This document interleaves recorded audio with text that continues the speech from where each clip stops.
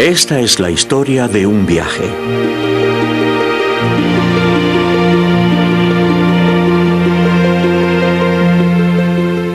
En un aspecto, es un viaje de autodescubrimiento y fortaleza personal. Sin embargo, en otro, es una conmovedora y profunda búsqueda de la verdad y de revelación, impulsada por un anhelo y hambre espirituales que no cedían. Esta es una historia de cómo encontrar nuestro camino, sobre cómo redescubrir antiguos caminos que llevan tiempo abandonados y olvidados, sobre la búsqueda de respuestas a los misterios espirituales. Esta historia es sobre dejar el hogar para encontrar el hogar. Un viaje compartido por un pequeño grupo de admirables individuos y sus familias: Scott Hahn, Marcus Grodi, Larry y Joera Lewis y Jeff Cavins.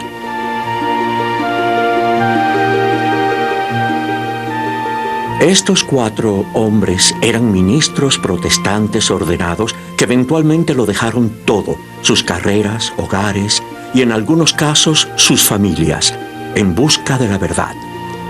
Inspirados por la oración fervorosa y un examen riguroso y decidido de su propia fe en Jesucristo, todos ellos recorrieron un camino que, sorprendentemente, los llevó a la Iglesia Católica, la iglesia que Jesús mismo fundó hace 2000 años.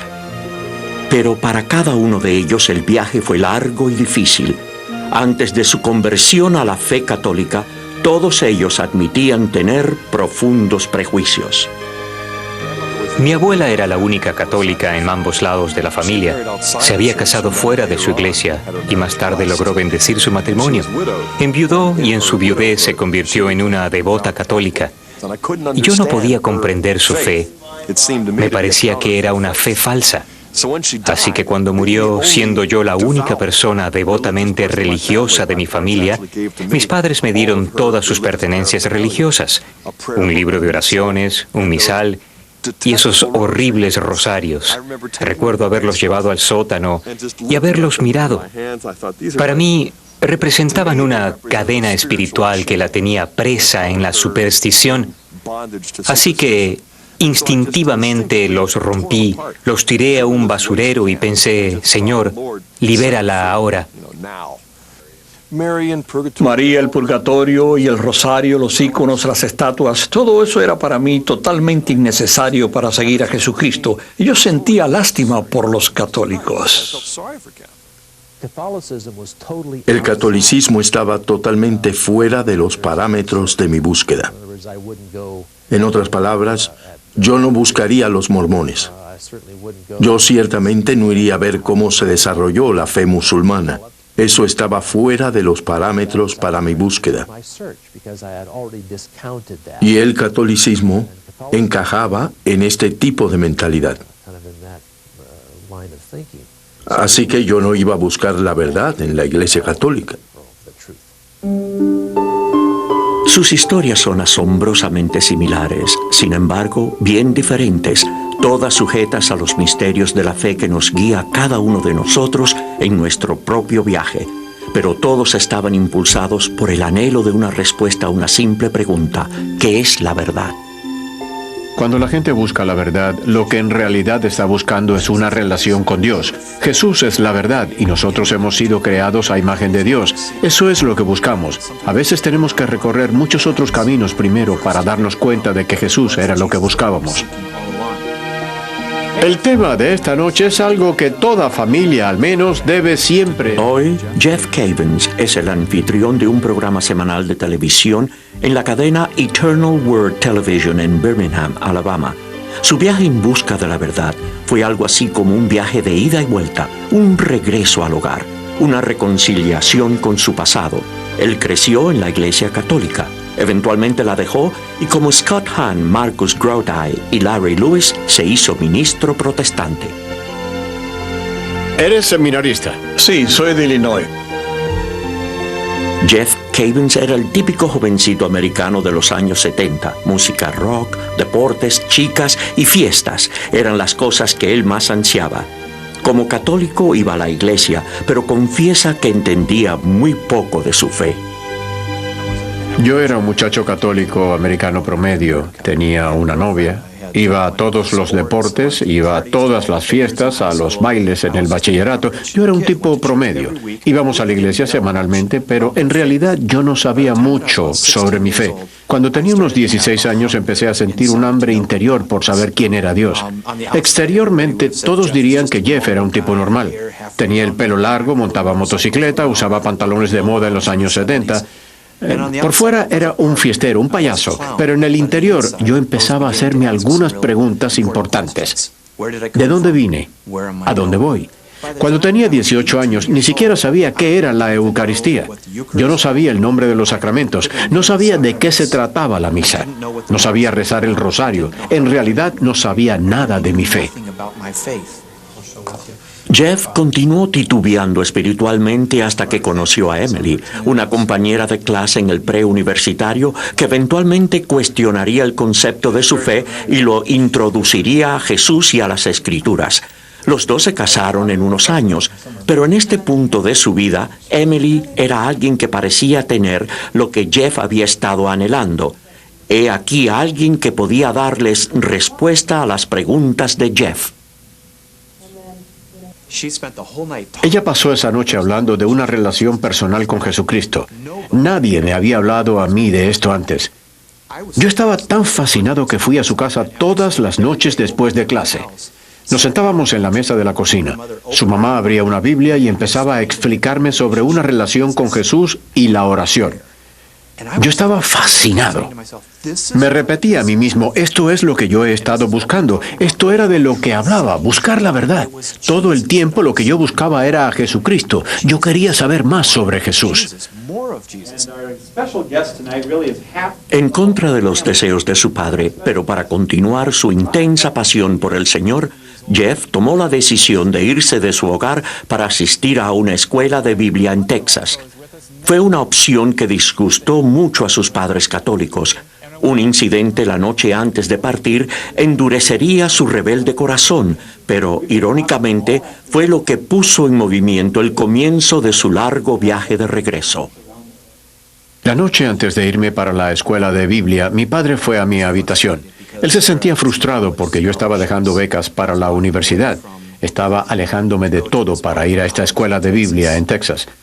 Mi padre no sabía qué hacer. Él pensó que estaba perdiendo a su hijo. Su hijo se había convertido en un fanático de Dios. Y entonces me dijo, ¿por qué haces esto? Y yo le contesté, papá, quiero aprender más sobre Jesús. Quiero entregar mi vida a Cristo. Esto es lo que tú me enseñaste desde que era niño. Esto es lo que se hablaba en mi iglesia, ¿no? Él me dijo, pero ¿cómo vas a mantenerte? ¿Estás comprometido? ¿Tienes 18 años y te vas a ir de la casa? Yo lo miré y le dije, papá, Dios proveerá. Y esto fue lo que hizo romper la relación con mi padre, mi recién encontrada fe. Y esa noche hizo algo que nunca había hecho y que nunca más hizo. Me agarró y me dio una trompada que me tumbó al suelo. Allí quedé en el piso. Lo miré llorando y le dije, ¿por qué? ¿Por qué? Él salió del cuarto. A la mañana siguiente me fui con mis amigos para Dallas, Texas. Todavía recuerdo ver a mis padres llorando y diciéndome adiós con la mano. Con la tristeza de una relación quebrada con su familia, Jeff se fue para continuar su búsqueda de la verdad. Pero la razón de ser de Jeff se le estaba haciendo más clara. Su entusiasmo por Cristo y su amor por la radiodifusión fueron un complemento perfecto para su recién descubierto deseo de predicar la palabra de Dios. En unos pocos años, Jeff dejó la Iglesia Católica.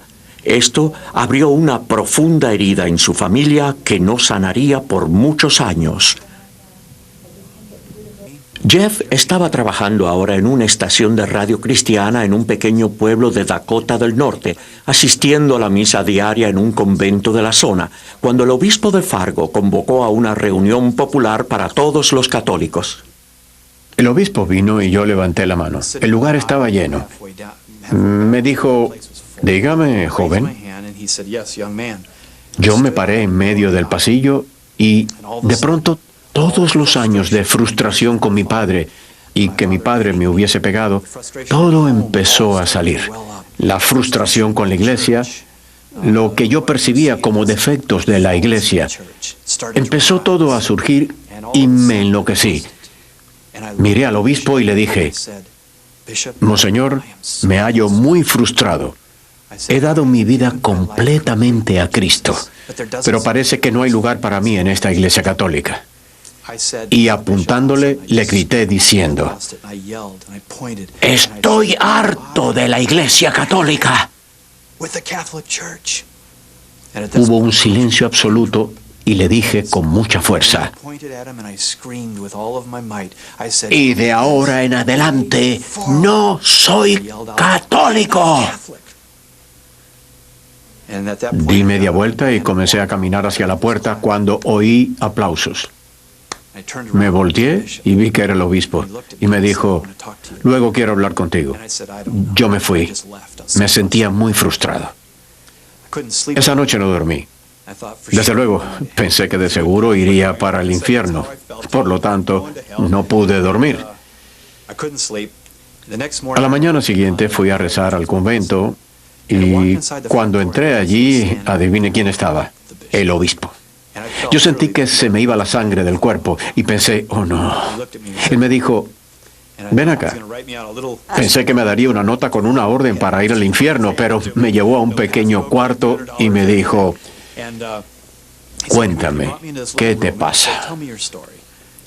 Yo le dije: Monseñor, estoy muy frustrado. Le entregué mi vida a Cristo el 14 de febrero de 1977. He querido darle toda mi vida a Jesús, pero no parece haber lugar para mí en la Iglesia Católica. Mis padres no comprenden.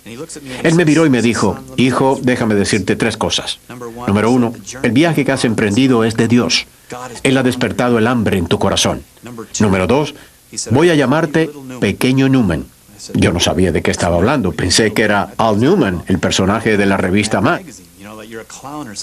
Me dijo: como el cardenal Newman, tienes el mismo celo, el mismo anhelo de las Escrituras y la verdad.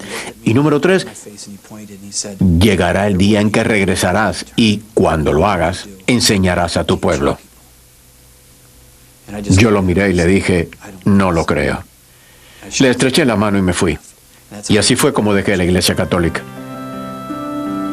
Alrededor de esa época en que Jeff Cavins tomó la decisión de dejar la Iglesia Católica, Scott Hahn, Marcus Grody y Larry y Joetta Lewis estaban siguiendo a su corazón en dirección opuesta y estaban descubriendo las dolorosas realidades de lo que habrían de escoger.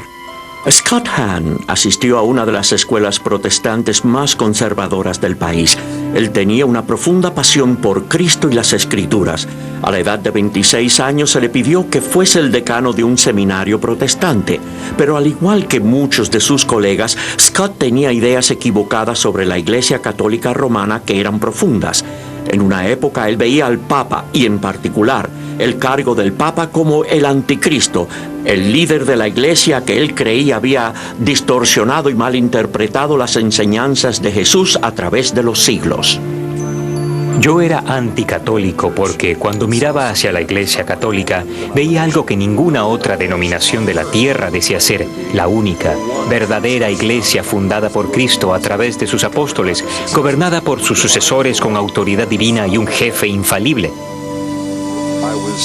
Yo me formé recibiendo instrucción de hombres que tenían un profundo aprecio por la Reforma protestante, especialmente los escritos de Martín Lutero, y de él yo adquirí una fuerte repulsión por lo que la Iglesia Católica representaba, porque yo veía a la Iglesia Católica como corruptora del Evangelio sencillo, complicándolo con toda clase de invenciones humanas que no tenían por qué estar allí y que no estaban allí al principio.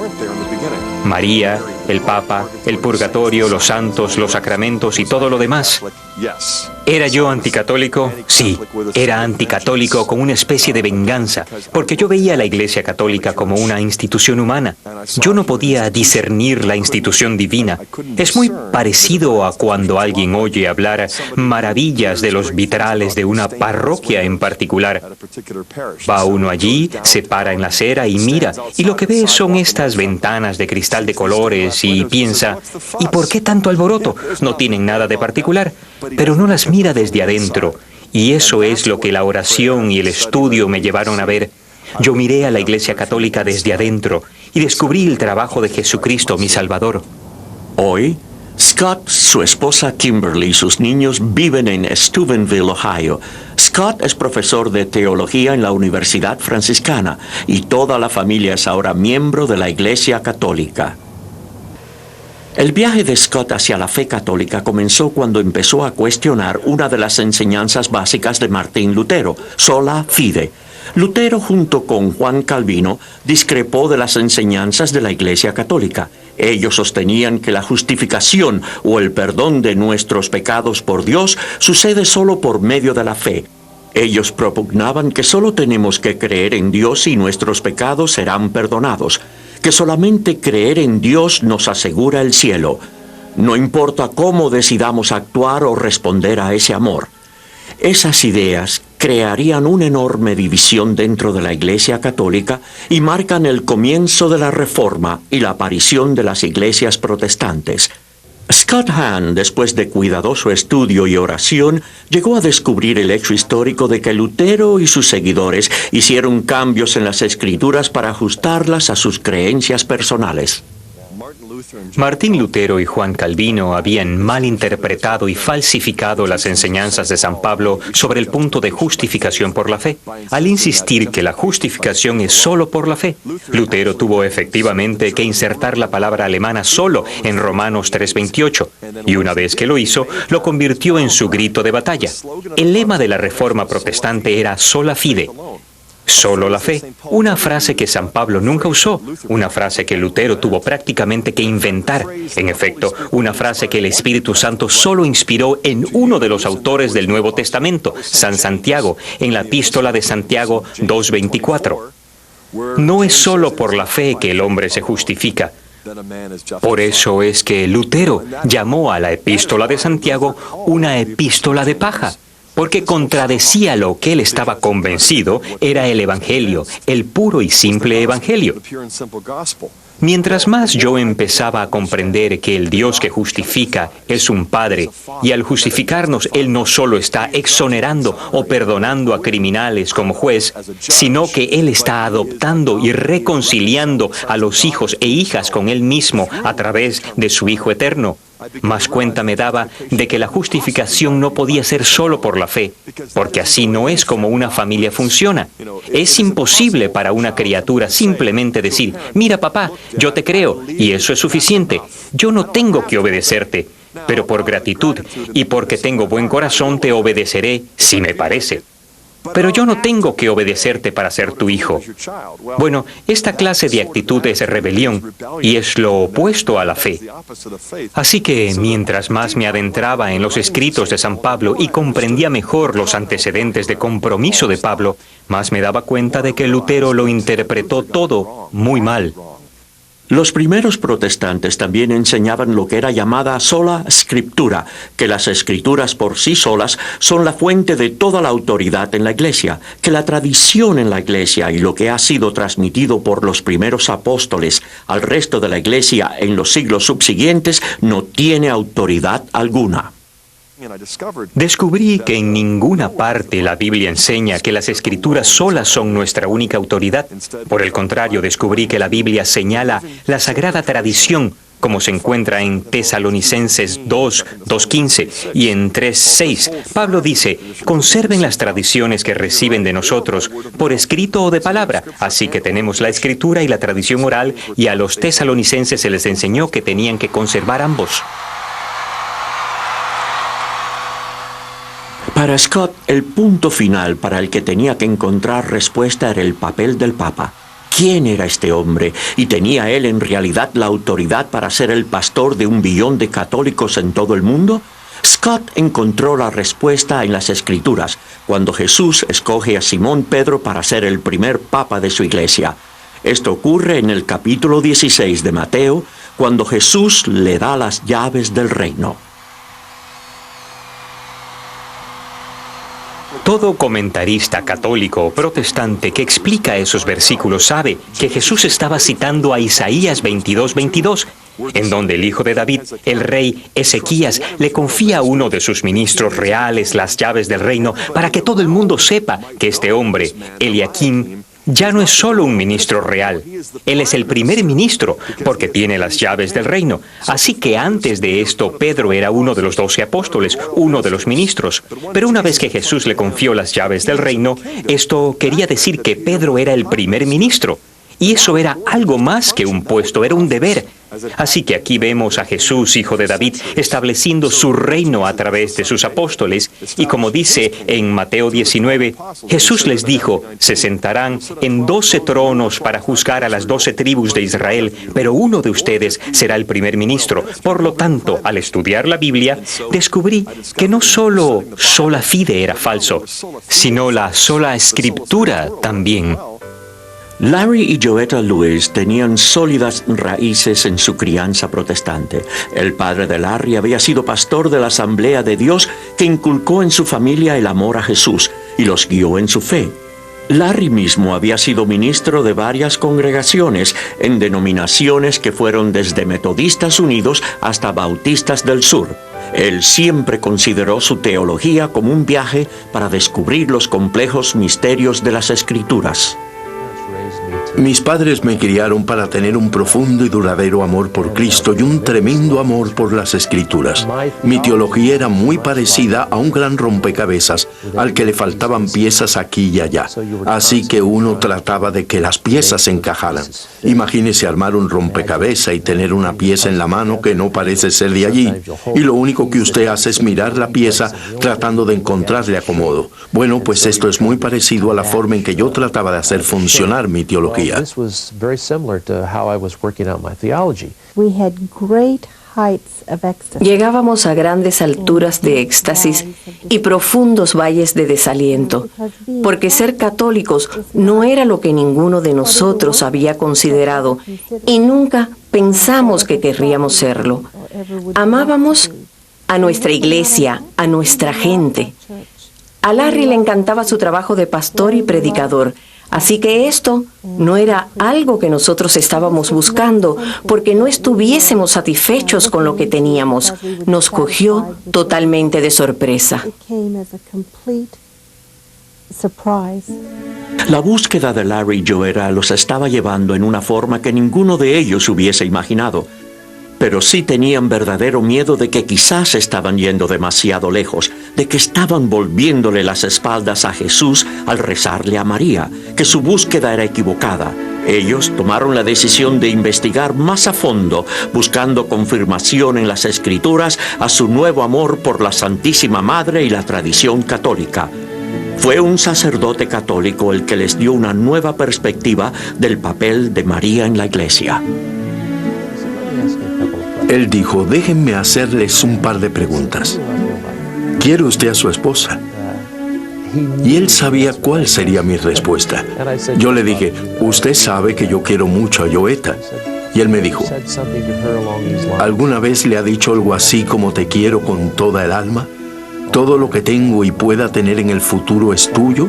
¿O quizás usted ha dicho algo más o menos como, venero la tierra que pisas? Yo le dije, sí, yo he dicho más o menos eso. O algo como, Joetta, te adoro. Le contesté, sí, padre, yo he dicho todo esto porque es lo que siento. Él me dijo, pues bien, Larry, así es como nosotros nos sentimos con la Santísima Madre. La queremos mucho por el regalo que ella nos ha dado, el más preciado que jamás se le pueda ofrecer al mundo. Ella nos dio a Jesús y en este hermoso acto de renunciación de su parte, ella nos ofreció la vida eterna de manera que a través de la fe en Él podamos unirnos al Padre, ser uno con Él a través de Cristo. Y por nuestro gran amor y afecto por ella, hablamos de ella usando el lenguaje del amor.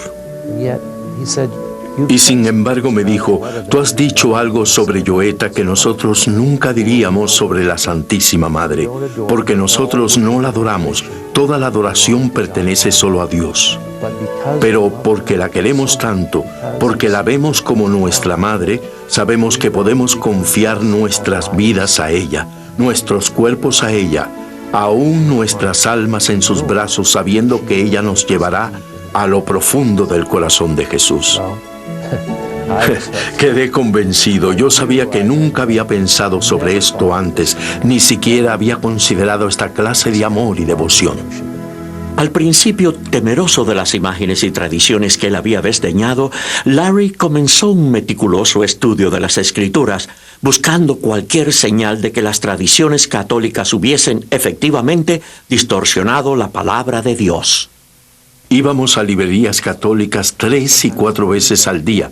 El empleado nos decía, ¿han leído este libro o saben algo sobre este otro?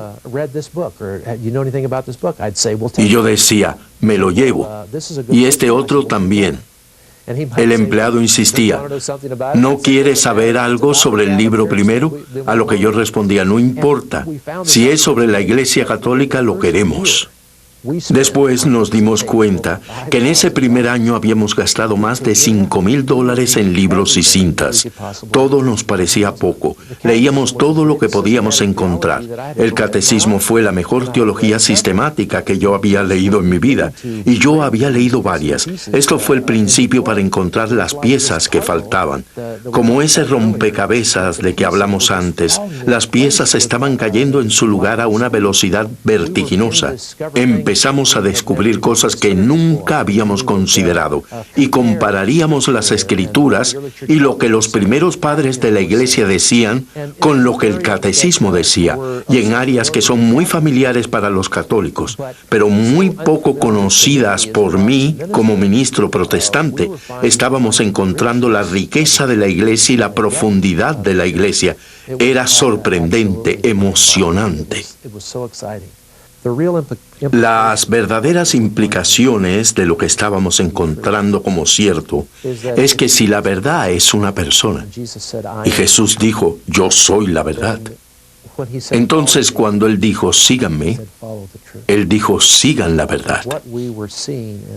Y lo que estábamos encontrando en el catecismo y los libros que leíamos, los primeros padres de la Iglesia, lo que estábamos viendo era que la fe católica era tan substancial, tan enraizada en las Escrituras, expresada tan hermosamente en la primera Iglesia y en las subsiguientes Escrituras de los padres de la Iglesia, que esta parecía ser una verdad que era más fuerte, más reveladora, la verdad más completa que hubiéramos visto hasta ahora. Las Escrituras nos dicen que cuando Jesús fue ante Poncio Pilato el día de su crucifixión, Pilato le dijo a Jesús, ¿eres tú rey? Jesús le contestó, tú dices que yo soy rey. Para esto nací y por esta causa vine al mundo, para ser testigo de la verdad. Todo el que es de la verdad escucha mi voz. Y Pilato le contestó a Jesús, ¿qué es la verdad?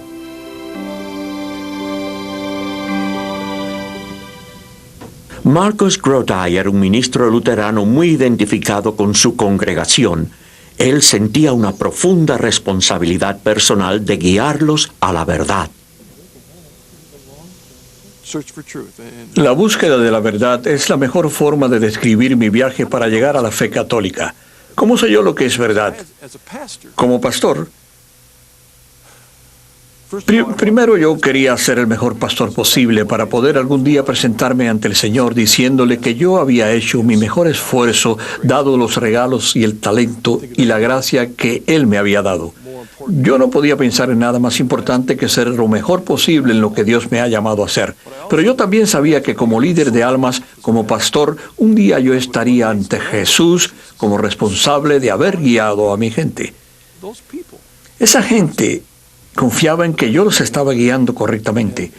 Y si yo no sabía, yo estaba haciendo la misma pregunta que Poncio Pilato hizo, ¿qué es la verdad? Y probablemente yo era tan ignorante como él. Yo ya no estaba seguro de nada. Estamos llamados a ser santos y crecer en santidad. Y creo que la razón más válida para regresar a la Iglesia Católica es porque es en esta Iglesia en la que Cristo nos ha dado todos los medios de gracia para acercarnos más a Dios. Esto es lo que quiere decir ser cristiano, crecer en nuestra unión con Cristo. Marcus Grodi ahora ha llevado su pasión por el púlpito a la creación de la Coming Home Network, una asociación diseñada para ayudar a antiguos protestantes y particularmente a ministros protestantes a convertirse al catolicismo. Al igual que Jeff Cavins, Marcus ahora se presenta regularmente en la cadena de televisión Eternal Word. La Coming Home Network comenzó hace 6 años debido a mis experiencias y las de otros clérigos protestantes que encontraron el camino a su hogar en la Iglesia Católica. Al llegar a nuestro hogar, descubrimos con gran sorpresa que había otros como nosotros. La mayoría veníamos de ambientes donde nunca habíamos oído hablar de protestantes convirtiéndose al catolicismo. Muchos de nosotros pensábamos que éramos los únicos y entonces empezamos a enterarnos de palabra que había otros. Lo que aparentemente está pasando ahora es que parece haber conversiones en todas las denominaciones imaginables en los Estados Unidos.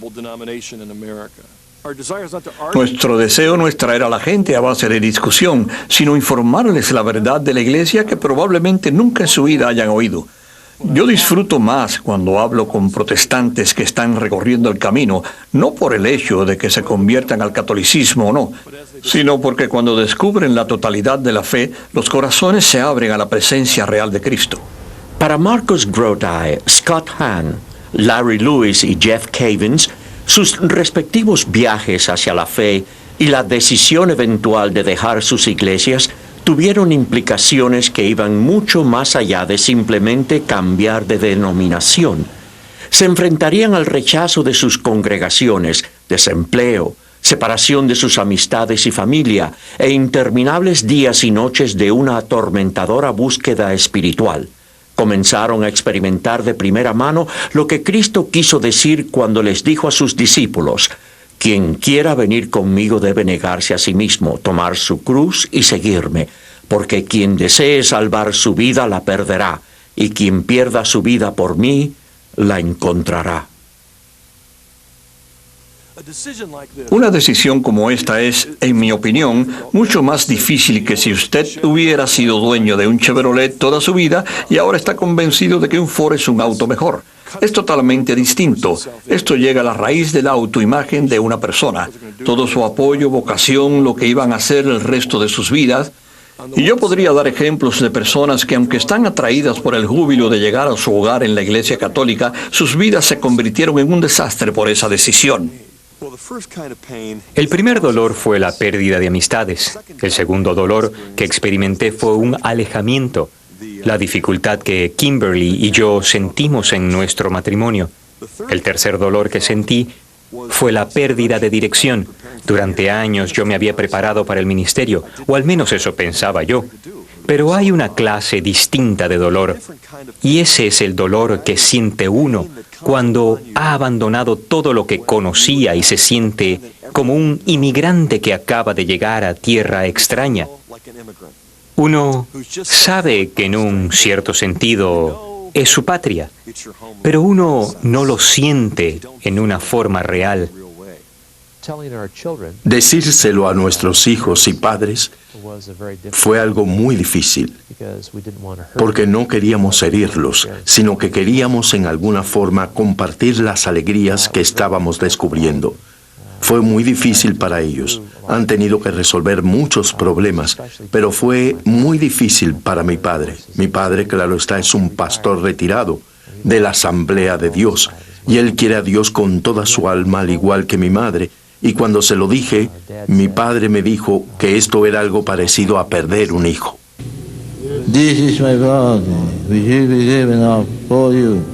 El difunto obispo Fulton Sheen dijo: ni siquiera 100 personas en los Estados Unidos odian la Iglesia Católica Romana, pero millones odian lo que ellos erróneamente creen que es la Iglesia Católica Romana.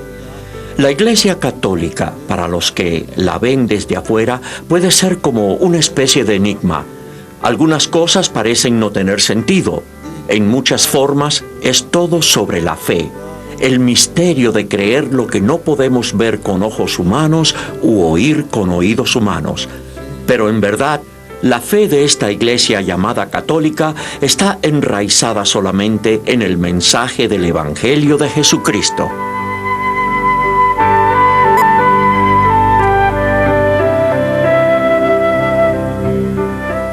La salida de Lutero de la Iglesia Católica se conoció como la Reforma y fue el punto de partida para la primera iglesia protestante, la Iglesia Luterana.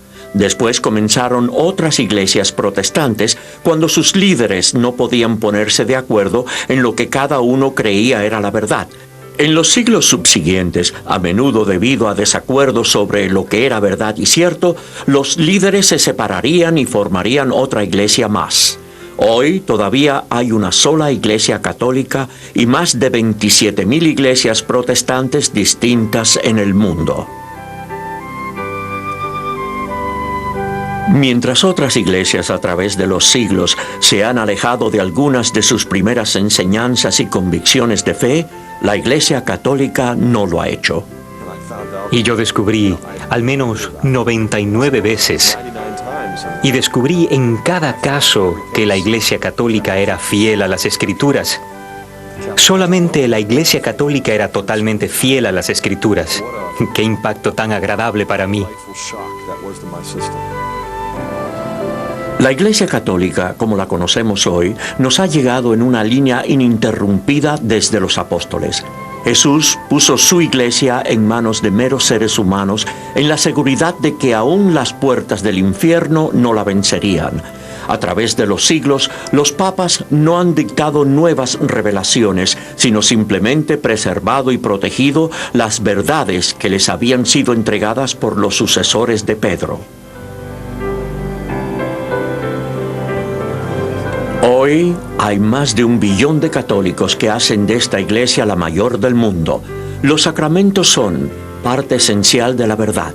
Ellos darán las gracias necesarias para verdaderamente crecer en santidad y para sostener a los fieles a través de las luchas y agobios de la vida diaria. En el bautismo nos purificamos. En la confirmación recibimos al Espíritu Santo. En el matrimonio recibimos la ayuda de Dios para compartir nuestra vida con un compañero. En el sacerdocio recibimos los regalos para guiar y alimentar al pueblo de Dios. En el sacramento de los enfermos recibimos sanación. En el sacramento de penitencia o reconciliación recibimos el perdón. En el nombre del Padre, del Hijo y del Espíritu Santo. Amén. En la celebración de la Eucaristía, el santo sacrificio de la misa, recibimos la Sagrada Comunión, o sea, el cuerpo y la sangre de Cristo.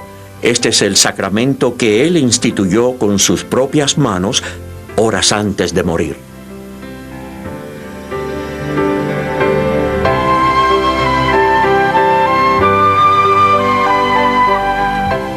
En la última cena, Jesús dijo la primera misa. Bajo las formas de pan y vino, Él dio a los apóstoles su cuerpo y su sangre para comer y beber. Les dijo que hicieran esto en memoria suya, y esto es lo que la Iglesia Católica hace todos los días alrededor del mundo.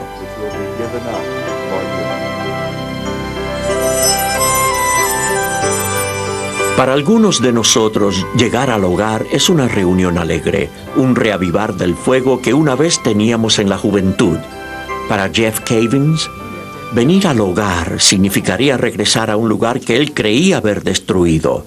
Representaría tratar de reconstruir algo que él creía había desaparecido para siempre. Él habló con otros que ya habían decidido regresar a la iglesia. Le sugirieron que se pusiera en contacto con el pastor de cuando era niño. Hablé por teléfono con Scott Hahn. Me sugirió que hablase con el pastor de mi niñez. Y yo le dije, bueno, es que mi pastor ahora es el obispo Dudley. Y me dijo, ¿quién? ¡Oh, él es fantástico! Llámalo, es maravilloso. No todos los días uno agarra el teléfono y llama al obispo. Así que esperé un par de semanas, leí más. Y por último, agarré el teléfono y llamé a Sioux Falls, en Dakota del Sur. Yo no había oído la voz de él desde que tenía 14 años. Nos mudamos cuando eso a otra parroquia y yo no estaba muy involucrado. Pero por el teléfono oí una voz que decía, Monseñor Dudley al habla. Y le dije, le habla Jeff Cavins. Él me contestó, ¿Jeff Cavins, el hijo de Robert? Sí, le contesté. Tú fuiste monaguillo. ¿Cómo estás? Le dije, bueno, bastante bien. Ahora soy pastor protestante. A lo que él dijo, ¿y cómo es eso? Yo le expliqué y me dijo, bueno, ¿y cómo te va? Se me hizo un nudo en la garganta hasta que al fin le dije, Monseñor, he estado estudiando mucho y quiero regresar al hogar, pero no sé qué hacer, no sé a dónde ir, ni siquiera sé si la iglesia me recibiría, yo no sé en qué voy a trabajar. Él me dijo, Jeff, ¿pudieras venir aquí y pasarte un tiempo con nosotros? Le dije que sí, y tomé un avión para Sioux Falls. Para mí esta era la prueba de si la iglesia me recibiría de nuevo, si mi pastor de la infancia, que ahora era obispo, me abrazaría o me rechazaría. Me bajé del avión y allí estaba él. Ahora era un hombre mayor, algo encorvado. Me abrió los brazos y me dijo, bienvenido al hogar. Eso me emocionó. Después que el obispo me recibió en el aeropuerto, hablamos durante 2 días sobre mi regreso a la iglesia.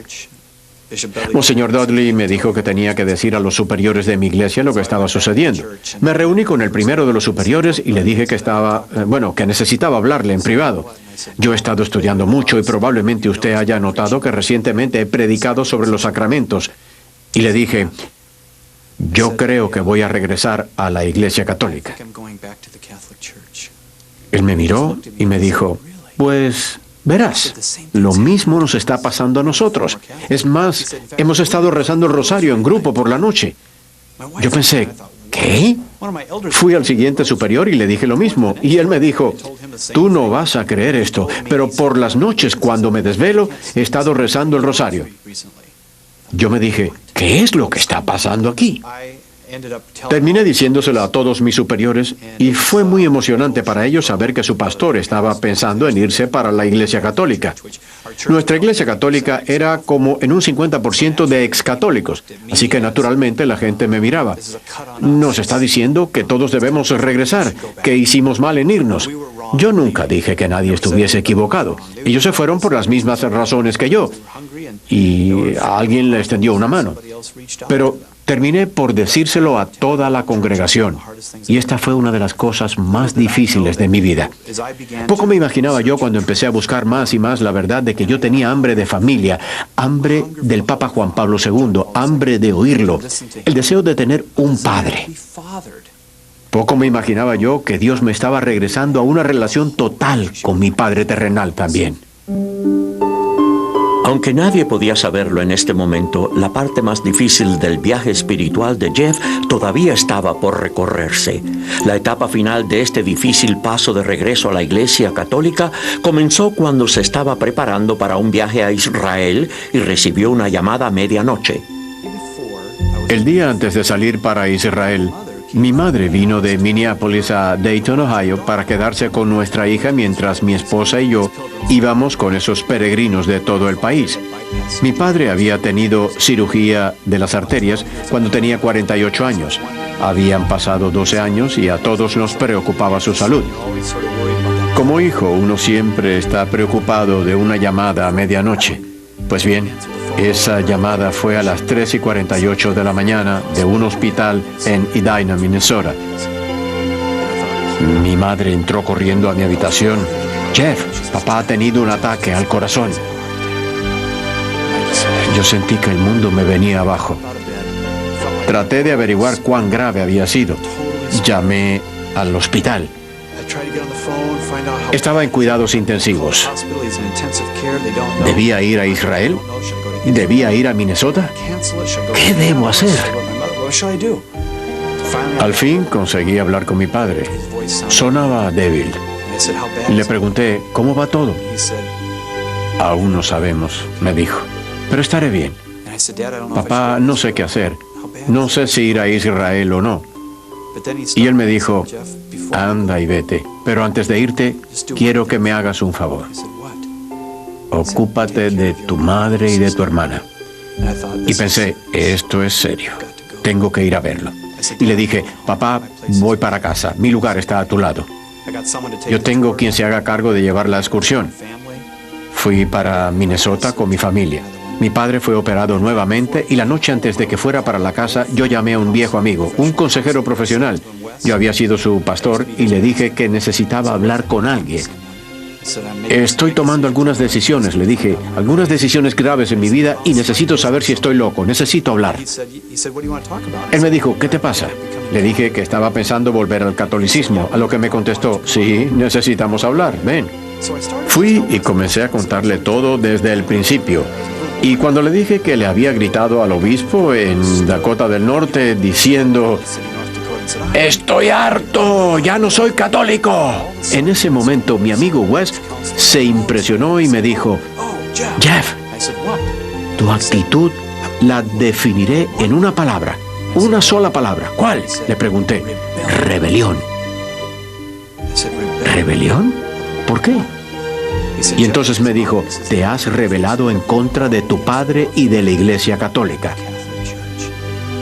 Y cuando me dijo eso fue como si se cayeran vendas de mis ojos y me vi como realmente era. Como un joven bueno que quería hacer cosas buenas para Dios, pero que me rebelaba contra mi padre y la Iglesia Católica que me habían alimentado durante los años de mi crecimiento. Empecé a llorar. Recuerdo que me cubrí el rostro con las manos diciendo, Dios mío, ¿qué he hecho? ¿Qué es lo que he hecho? Entonces mi amigo me dijo, tú sabes lo que tienes que hacer. Necesitas pedirle perdón a tu padre. Y yo le dije, sí, pero no sé cómo podré hacerlo. Volví a casa. Mi padre salió del hospital. Al día siguiente bajó a desayunar. Nos sentamos a la mesa, mi madre, mi padre, mi esposa y yo. Y supe lo que tenía que hacer. Quería decirle a mi padre que yo deseaba regresar al hogar de la Iglesia Católica, que había estado estudiando y estaba convencido teológicamente, bíblicamente de la fe católica. Papá, ¿puedo hablarte de algo? Sí, me dijo. Yo no sabía cómo empezar. Entonces me dijo, ¿qué te pasa? Le dije, tengo que hablarte de algo que... Y me dijo, Jeffrey, ¿te encuentras bien? ¿Qué te pasa? Pero yo... Todo lo que podía pensar era en todos esos años, el enfrentamiento, cuando él me pegó, yo en el piso, todas las veces que me dijo que él no quería hablar más de eso. Uno siempre quiere que su padre lo considere.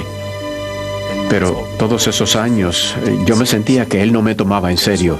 Solo lo miré y aún no podía hablarle. Hasta que al fin le dije, papá, me he rebelado contra ti. Y lo siento. Él me miró con lágrimas en los ojos y me dijo, tú no sabes lo que esto representa para mí. Cuando tu madre y yo nos casamos, yo me convertí al catolicismo. Y tuve una discusión con mis padres. Ellos murieron y nunca pude solucionar esto. Pero tú y yo hemos solucionado esto. Si es que vamos a descargar nuestros espíritus, hijo, yo necesito hablarte también. Y yo le dije, ¿qué? Me dijo, ¿recuerdas la noche antes de que te fueras de casa? Sí, le dije. Nunca lo habíamos hablado. Pero le dije sí. Y me dijo, siento mucho haberte pegado. No sé qué me pasó esa noche, pero he pensado en esto todos los días y es algo que me destruye. Lo siento de veras, pero lo que más me ha molestado fue lo que me dijiste después y que no he podido borrar de mi mente. Y yo le dije, ¿qué? Porque no lo recordaba. Y entonces me dijo, cuando estabas en el piso me gritaste, ya yo no soy tu hijo. Y eso me ha destruido todos estos años. Yo recordé haberlo dicho y entonces pensé, pero ¿cómo pude haber sido tan cruel? Lo miré y con lágrimas en los ojos le dije, yo soy tu hijo, tú eres mi padre. y yo te quiero. Nos abrazamos y los años de dolor empezaron a disolverse. Años sin perdón empezaron a desaparecer. Y desde ese día hasta ahora no hemos dejado de hablar sobre Jesús. Esto ha abierto para nosotros una vía de conversación sobre Dios que siempre quise tener, pero mi rebeldía y terquedad se interponían. Yo dejé la iglesia por rebeldía, no por la verdad.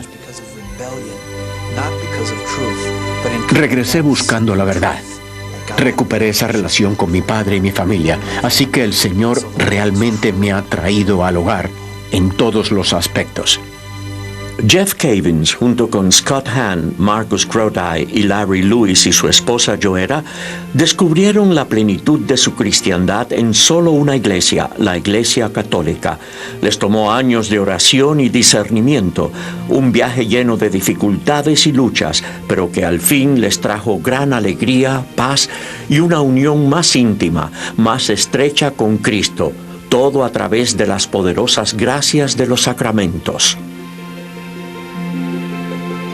Pero estas historias no son anécdotas aisladas. Hay miles de otras similares, solamente en años recientes. La Coming Home Network ha hecho contacto con más de 350 ministros, clero y académicos protestantes que se han convertido al catolicismo, y en estos momentos hay muchos otros que ya están en camino de regreso a la fe católica. Pero, ¿qué es lo que tiene la Iglesia Católica que está atrayendo a tantos protestantes ahora? Quizás el padre Richard John Newhouse, quien por 30 años fuera un prominente pastor luterano y ahora es sacerdote católico, es quien mejor lo explica. Es la plenitud de la verdad lo que hace a la Iglesia Católica tan irresistible para mí.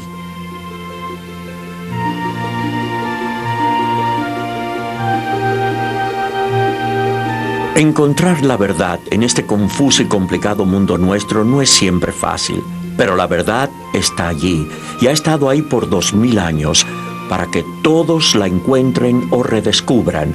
Es el regalo de Dios a su pueblo y una perla oculta que todavía no ha sido descubierta por muchos protestantes y católicos por igual. Todos tenemos la libertad de escoger. La Iglesia Católica no nos presiona, pero es la verdad en su plenitud la que atrae. Uno debe abrir su corazón y examinarlo profundamente.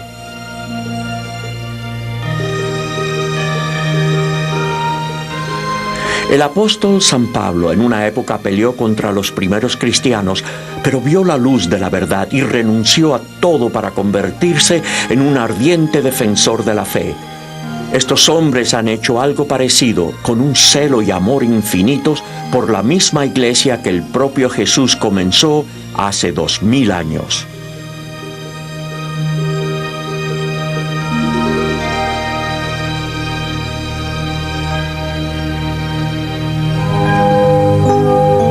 La verdad descubierta.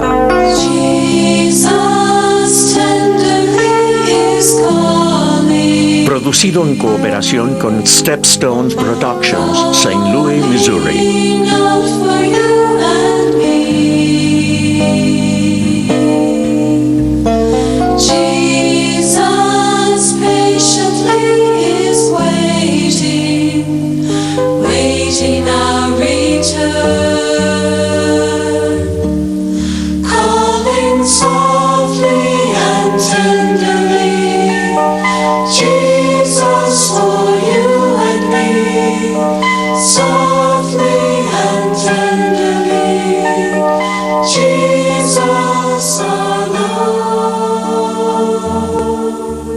Agradecemos a Jeff Cavins, Scott Hahn, Marcus Grodi y Larry Joera Lewis por compartir sus experiencias.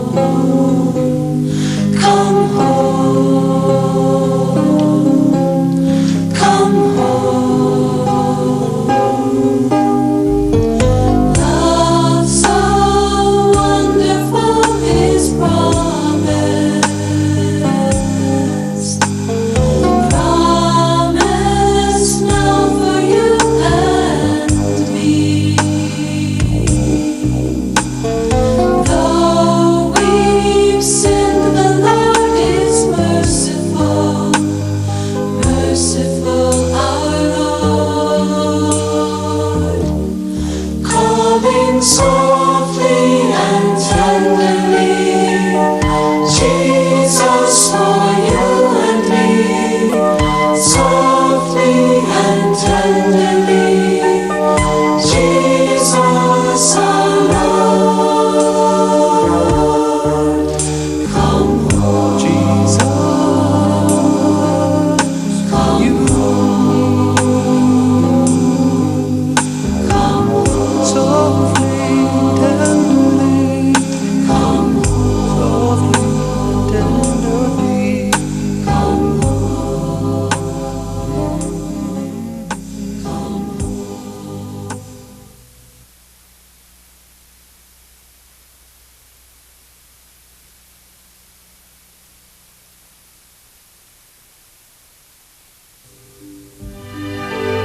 Cualquier persona interesada en saber sobre la Iglesia Católica pudiera considerar algunos de los siguientes libros y páginas del Internet.